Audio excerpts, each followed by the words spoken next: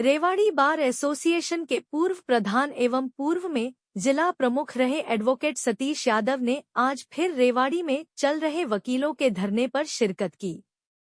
उन्होंने वकीलों के धरने को जायज बताते हुए और एसडीएम की समस्या के हल का सुझाव देते हुए कहा कि माना सरकार और उनके नुमाइंदे हठधर्मी पर अड़े हुए हैं, मगर इस विवाद से वकीलों और जनता का काफी नुकसान हो रहा है। यहाँ बैठकर ज्यादा फायदा नहीं है, धरना चलता रहे, मगर हमारे एक प्रतिनिधि दल को केंद्रीय मंत्री राव इंद्रजीत सिंह या मुख्यमंत्री से मुलाकात करनी चाहिए। आज अगर हम ऐसे ही उठ जाएं तो निश्चित बार एसोसिएशन की हार है और मेरी खुद की भी हार है। मैं भी इसका एक मेंबर हूँ, लेकिन आप यहाँ केवल यहाँ ना बैठे। मेरे अपने सजेशन है, आप कल गए, उसका एक मैसेज गया, जैसे वहाँ तक गए बड़े शांतिपूर्ण ढंग से गए, आपको सबको बधाई। और वो आपके साथियों का ही कोई सुझाव आया था कि हमें इस तरह से जाना चाहिए, और आप गए, आपने बहुत शांतिपूर्ण ढंग से अपना डीसी साहब को ज्ञापन दे के आए, तो उसको मीडिया में भी आपको उसका कवरेज मिला और आपकी बात भी कहीं ऊपर तक गई। आज निवेदन एक और है कि जो आपको, मुझे नहीं पता कि आप यहाँ थोड़ी देर पहले मैं भाई रजवंत को सुन रहा था, मैं बोलूँगा तो फिर अलग से पार्टीबाजी हो जाएगी, इसलिए मैं किसी के बारे में कुछ नहीं कहना चाहता। मैं तो भगवान से दुआ कर रहा हूँ कि आपकी जीत हो जाए, हमारी जीत हो जाए, और उसमें इस बार की इज्जत तभी है। और मैं वो इसलिए कि हम सब अकेले हैं या सब हम संगठित हैं, और हम ये सोचे कि मेरी बार हार जाए तो हम हार जाए, और उसमें कहीं ना कहीं फिर आप पकड़े जाओगे, और ये सोच लेंगे जब इन्होंने सबने संगठित होते हुए कुछ नहीं कर पाए तो अकेले को तो कभी नहीं देख लेंगे। तो इसलिए आज हमारी जीत होनी चाहिए, लेकिन उसका रास्ता भी निकालो।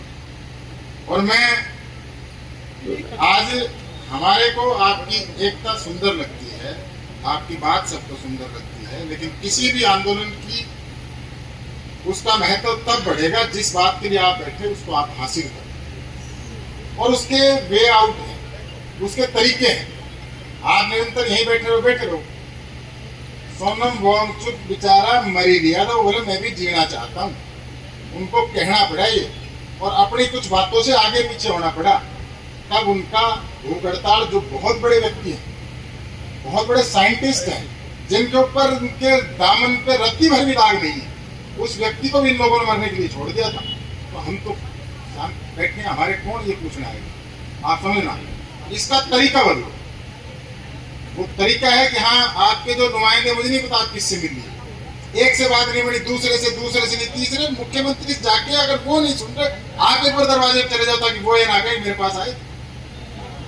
आप समय लो ना, और बाहर की अपनी एक कमेटी बनाओ, जो कमेटी है, इनके साथ और 10-20 लोग जुड़ो, और मुख्यमंत्री समय ले जाकर सीएम से मिलो, वो आपको कोई आश्वासन दे।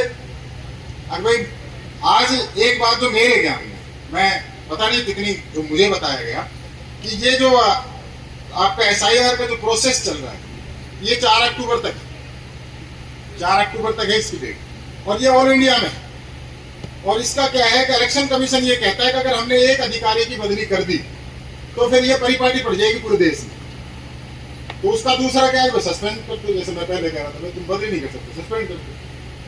तीसरा ये हमें कोई ये कह दे कोई ये नहीं ज्वाइन करेगा यहाँ, आप निश्चिंत रहो, ये एसडीएम यहाँ ज्वाइन नहीं करेगा, यही मांगे या कुछ और बता दो आप। अरे भाई एसडीएम यहाँ ज्वाइन नहीं करेगा, ये हमारी जिम्मेदारी। और जिस दिन ये एसआईआर का जो पटाक्षेप हो जाएगा, जब ये संपूर्ण हो जाएगी, उसके बाद इसकी ट्रांसफर हो जाएगी। भाई सस्पेंशन के आप इतने इसके खिलाफ सबूत इकट्ठे करो, अब वो सीएम के सामने दो भाई ये इसकी गलतियां हैं, तो सस्पेंड का कोई आधार बने ना, सस्पेंशन का कोई आधार भी चाहिए ना कि आप किसी भी अधिकारी वैसे सस्पेंड कर दो।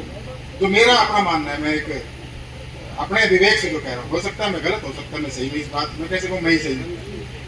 एक सीएम क्या कहता है, तो एक बार आपको मुख्यमंत्री से, यहाँ के नुमाइंदे, चाहे भाई हमारे राव इंद्रजीत सिंह हो, चाहे यहाँ के एमएलए हो, मेरे को आज मिला है लक्ष्मण सिंह से। उस दिन जब मैं पहली बार आया तो मैंने धन्यवाद दिया था कि भाई आपका धन्यवाद है कि आपने हमारी मुख्यमंत्री के सामने बात की। लेकिन आज मुझे गिला है कि आप यहाँ आते हो, एक बार यहाँ नहीं हो ना बदली, आप हमारे साथ आके बैठ जाओ, कोई बात नहीं, हम बैठे रहेंगे, बदली की कोई विषय नहीं है, नहीं हो, लेकिन आप साथ तो दो ना।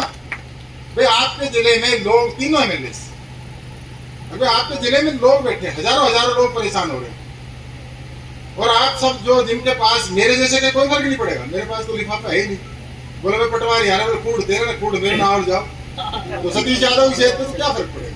लेकिन जिन वकीलों के पास काम है और जो क्लाइंट आता है, फर्क मेरे, अब वो दूसरी बात करूंगा, फर्क मेरे पड़ेगा। जो कोई भाई चल के आ रहा है कहीं बम्बई से कहीं और, वो आता वकीलों की हड़ताल है। और आज ये जुडिशरी, आपको मैं कहूंगा आपसे सबसे, जुडिशरी को आप निशाना मत बनाओ। इसलिए नहीं वो आपको कोऑपरेट कर रहे हैं, आपको कोऑपरेट कर रहे हैं आज के दिन, तो उनका सहयोग लो। और अभी एक आपको और 2-3 दिन का समय मिल गया कि जो इंडेफिनिट कॉल जो आपकी आई है bar council of Haryana, Punjab and Haryana से, उसका आपको और 2-3 दिन कोई बोलने वाला नहीं। इस दौरान आप प्रधान जी यहाँ ना बैठ के, यहाँ पे ये जिंदाबाद मुर्दाबाद हम कर लेंगे, आप अपना समय लेके जो यहाँ के नेतागण हैं उनसे जरूर मिलें, ताकि इसको कोई राह निकले। इसकी राह भी निकलनी चाहिए कि नहीं निकलनी चाहिए, ऐसे ही बैठे रहे। आप बताओ, अगर यूं ही बैठने का शौक है तो बैठे रहो भाई, 4 अक्टूबर तक का इंतजार कर लो। बढ़िया बात बता दी, बढ़िया बात। मतलब आप इसका राह निकालो, और राह जब राह जीत होनी चाहिए। अब वो जीत की हमें भी अपनी तरफ से प्रयास करना पड़ेगा, और इनको सबको दिख रहा है कि हम यहाँ बैठे हैं, लेकिन उनका जवाब तो ले लो। अब मुझे नहीं पता कि आप भाई नरजीत सिंह के पास गए कि नहीं गए, आपकी बता। मुझे नहीं पता इन तीनों एमएलए से आप पर्सनल आंख में आंख डाल के बात हुई कि नहीं हुई, मुझे नहीं पता, मैं कैसे कहूँ, मैं तो उसका पार्ट हूँ नहीं। तो इन सबसे मुख्यमंत्री तक से समय लो, और फिर आप किसी न किसी मुकाम पे पहुंचोगे। अगर हम इस तरह से इस आंदोलन को, या खाली सिर्फ इसलिए कि यहाँ बैठ के हम अपने जो सीनियर एडवोकेट या कोई जूनियर, जिसको भाई नया भी आया, उसके पास भी कोई नया लिफाफा है, आप कोर्ट में जाओ, लिफाफा उससे ले जाएगा, तरीके तरह काम है। उन सबका हमारी रोजी रोटी चलती है यहाँ से। तो बहुत लंबा आंदोलन चलने के बाद उस आंदोलन की जो सुंदरता है वो खत्म हो जाती है।